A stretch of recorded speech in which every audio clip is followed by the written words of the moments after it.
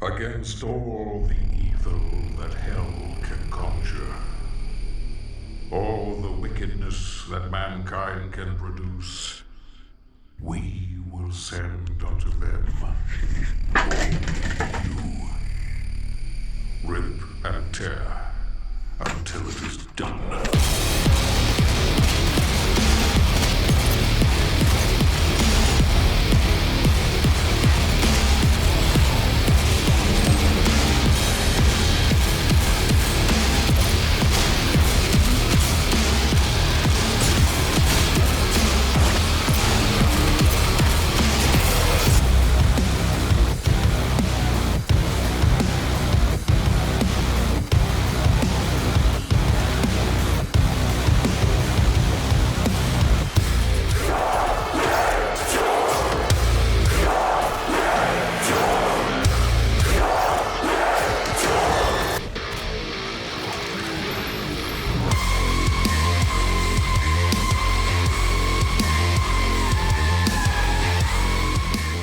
Hello everyone, welcome back to the channel. I'm Coffee and Doom and I hope you're having a great day so far. So in today's video I'm going to be talking about my final thoughts on Doom Eternal, and this is basically my final review of the game itself. I feel like if I were to do a 30-minute video, I feel like it wouldn't be as straight to the point as my other videos are, where I can make a 15-minute video and still get my point across perfectly. So I do apologise for not setting out that initial goal of trying to make a 30-minute long video, but personally I don't want to waste your time, and in these unpredictable times, time isn't exactly on our side right now. So I'm going to waste as little time as possible telling you exactly what I think about Doom Eternal. The game has been out for about a month, and here are my final thoughts after playing 100 hours worth of the game. First off, let's talk about the combat, and it's beyond amazing. Everything you loved about the combat of Doom 2016 is back, not only faster and bloodier than ever, but smarter and more challenging. The arsenal of weapons have been tailored to suit any kind of situation the game throws at you. For starters, you have a lot of different ways to take out the weak points of heavies, like the sticky bombs of the combat shotgun, to the scope of the heavy cannon, or the pinpoint accuracy of the ballista. Combine the tools together and you can create some interesting combos. I find the weak spots of the heavies make me concentrate on where I'm aiming and what target I'm prioritising. If there's a Hell Knight chasing me but I happen to bump into a Mancubus during the pursuit, I'll have to be quick, otherwise those cannons the Mancubus has is going to melt my health down to nothing. If anything, it's helped sharpen my aim quite a lot. With how crazily tuned the heavies' attacks are, it's paramount that you take them out to increase your chances of survival. And that's where resource management comes into play. Your ammo pools are significantly decreased from last time, which stops players from solely relying on one gun to blast through levels. It's a pretty noticeable difference when your shells are down from something like 25 or 30 from the last game to 16 shells right from the beginning of Doom Eternal. It highlights that you have to use your chainsaw. It's part of the combat loop now. If you keep using that shotgun, you better be chainsawing or you'll just end up running empty a lot of the time. Also, the glory kills pretty much play the same role, giving you enough time to check your cooldowns and resources while giving you health. I find the resource management absolutely fine as I've gotten used to the combat loop by now. I'm always keen to learn new metas and new ways to play the game. Sometimes it can be overwhelming with how many tools and abilities you have when you're surrounded by a bunch of heavies at once, but once I gave myself time to think, 9 times out of 10 I could easily pull through to the other side. Now let's talk about the level design and why I absolutely love it. With how the levels are designed in Doom Eternal, it reminds me a lot of the platformers I used to play when I was a kid. I can easily say Crash Bandicoot 3 is one of my favourite platformers of all time. Doom's level design now highlights all the stuff I loved from that game specifically, from the wall climbing sections to swinging off monkey bars to shooting specific buttons on doors, breaking chains to lower gates, punching through walls. Everything about the level design screams old school design, and there's no denying that. Everything about the level design makes you think and figure out what you need to do and in which order to progress to the next section of the map. And it can be incredibly satisfying once you know them all and you can essentially breeze through them without any problems. Doom Eternal heavily pays tribute to the 90s, early 2000s era of video games, while having new and fresh ideas that make the game's combat loop and traversal so fulfilling to play. I feel like this is the kind of game I've been wanting for the longest time. Nothing could prepare me for how polished, intense, and downright incredible the combat feels. It's one of those games where the more time you spend with it, the more you can learn, and as a result, the more enjoyment you can get out of the game itself. So let's talk about the movement. Remember when I said how the movement would take a while to get used to? Well, now that I've gotten used to it, it's now second nature to me. The movement is super tight, allowing you to dodge even the fastest of demon attacks. This is all thanks to the new double dash. Now I must admit, it becomes much more useful once you upgrade it on the suit tab of your progression. Once you unlock faster dasher, you will thank yourself for it because of how quickly you can recharge the roll under immense pressure from the later levels of the game. And when you get the super shotgun with the meat hook on Cultist base, it opens up tons of possibilities when it comes to movement. You could use a Cacodemon to quickly get yourself out of harm's way, close the gap for a blood punch and a Hell Knight, or fling yourself in the air to get higher ground. It truly adds a whole new dynamic to the game's movement. You're going to upgrade that meat hook, trust me, you will need that. With that said, the movement is absolutely amazing, but it wouldn't do the game justice if we haven't talked about the game's controls. The controls are buttery smooth as you'd expect from id Software, albeit in my opinion it takes a lot longer getting used to it on the controller than it does for something like a mouse and keyboard. I found myself struggling a little bit with the sensitivity of the aiming, for example, on the analog sticks, which is why I've always preferred mouse and keyboard over the controller when it comes to playing this game. I find it a lot more enjoyable when you have so much more freedom when it comes to your bindings.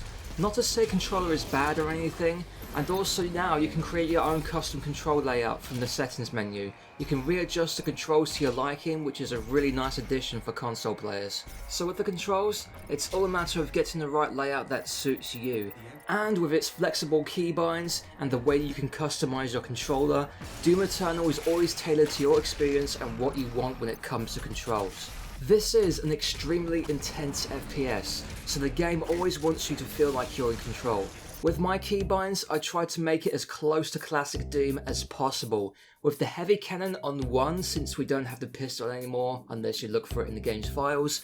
The shotgun and super shotgun are on 2 and 3 like in Doom 2, the chain gun is on 4, rocket launcher is 5, plasma gun is 6, ballista is 7, and BFG is 8. The rest of my keybinds are pretty much the exact same, but I still use F for glory kills and I make the left shift key to swap weapon mods. Then mouse 5 is for my dashing. This feels a lot more comfortable for me personally than using shift for the dash. Now we come to the optimization and how well the game runs on my system.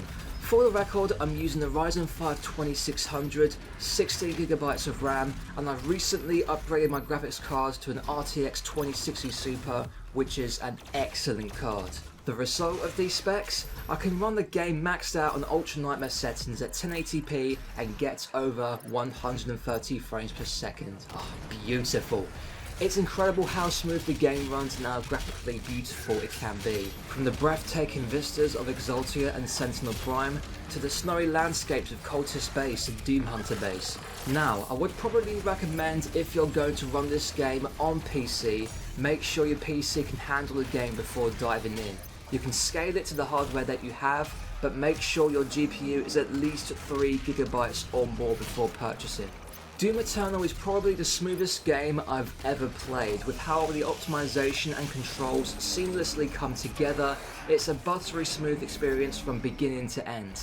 Next up, let's talk about the major tyrant in the room, the difficulty spike from Doom 2016. There's a lot to take in, from not having much ammo from last time, to the constant reminder of those weak points some heavies may have.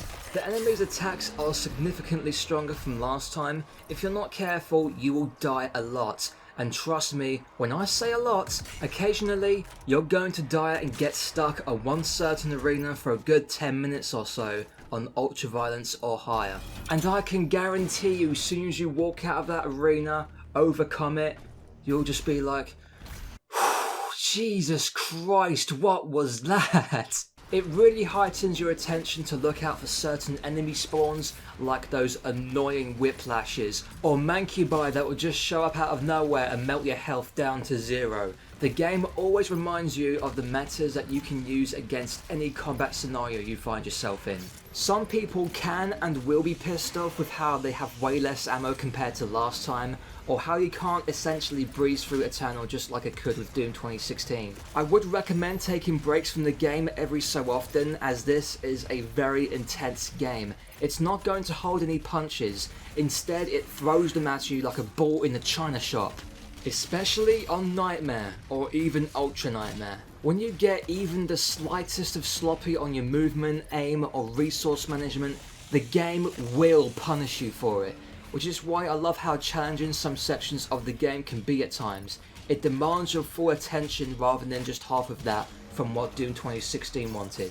Just imagine it's a modernised version of the Plutonia experiment and you're pretty much all set. My favourite part of the game by far is the Slayer Gates. These are super hardcore bonus stages that you'll find in certain levels, and upon entering the Slayer Gate, you're greeted with a gore nest. Rip that apart and you'll be teleported to a whole new arena, or at the same time, the game will throw everything at you and the kitchen sink. These Slayer Gates are the biggest highlight of how fun the game's combat can be. The Slayer Gates will relentlessly throw everything at you, including Mancubi, Whiplashes, Hell Knights, Dread Knights, Barons, Doom Hunters, Marauders, and Archviles. Here comes Flame Boy. Archviles. Everyone's giving the Marauders some shit. Fuck you. But Archviles? They can take a crucible to the face for all I care. And the Pain Elementals. Oh no. Not the Pain Elementals. Anything else but the Pain Elementals. Throw infinite amounts of tyrants at me, but not Pain Elementals, for fuck's sake. I guarantee you that id Software, once they fix that glitch with the Lost Souls getting stuck in the ground, I can guarantee you the Pain Elementals are going to rival the Archvile for how just simply annoying they are. Taking tons of damage, throwing Lost Souls at you, and they take more damage than you can count. No thank you, I'm out of here. Eat my fucking BFG. Apart from all of those enemies, which are a huge pain in the arse once I kill them, they're not really that much of a problem. Oh, not the carcasses. I forgot about the carcasses. Let's just go back to the review.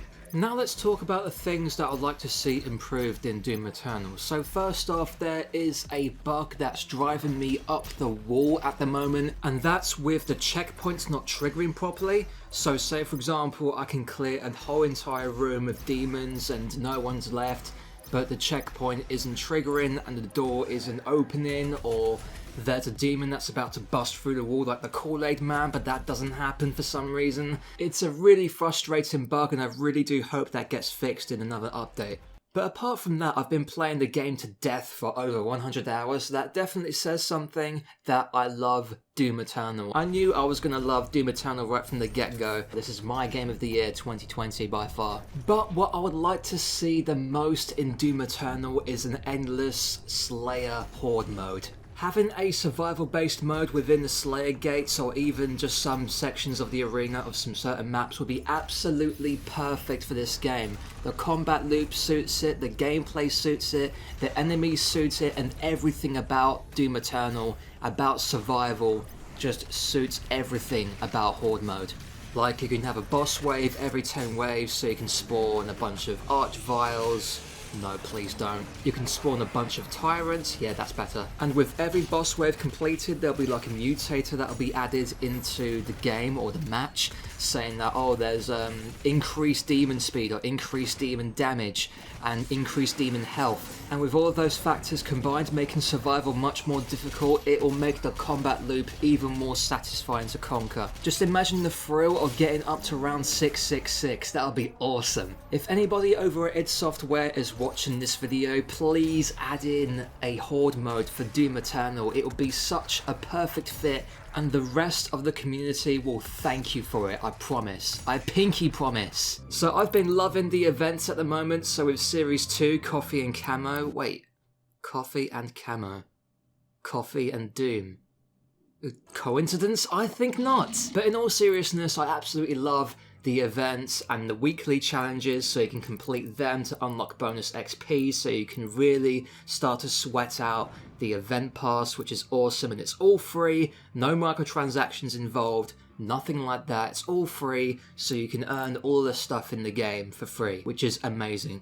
I know I haven't really mentioned battle mode, but I will be talking about battle mode in a separate video, and the tips that I'll give to any beginner slayers or beginner demons in that video as well. And also I didn't really talk about the story all that much because I normally focus more primarily on the gameplay perspective of Doom Eternal, and I tend to leave the story stuff to people like Midnight, Rip and Tear Gaming. They do that stuff way better than I can, so I'll just leave it to them. But overall, I will give Doom Eternal a 9 out of 10. Why did I not give it a 10 out of 10? Because of the bugs. Sometimes it can be very frustrating on nightmare difficulty sometimes, but once the bugs have been ironed out, it's easily a 10 out of 10 for sure. So in conclusion, if you like your FPSs intense, fast-paced, and unrelentingly brutally difficult, you're going to love Doom Eternal, trust me. So I'd like to wrap up this video by just saying sorry for not uploading as much as I would like. I'm a key worker in this pandemic, as we would say. Oh no, that's going to be buried in the algorithm, isn't it? Oh, for fuck's sake! And since I'm a key worker in this crap that we find ourselves in, I would love to make more videos as I would like, but sometimes as soon as I come back after work and I wake up the next morning, I feel absolutely shattered. So the only thing I can do is my best and try and make more videos and stuff, so that's going to be awesome. So if you've enjoyed this video as I've enjoyed making it, please be sure to leave a like down below, it really does help me out a ton. And also be sure to subscribe to the channel and hit the notification bell so you never miss any videos that I've got planned in the future. And have a great morning, afternoon, evening, wherever you are. I'm Coffee and Doom, thank you so much for watching and for all of your support. And I will see you guys in the next video. Take care.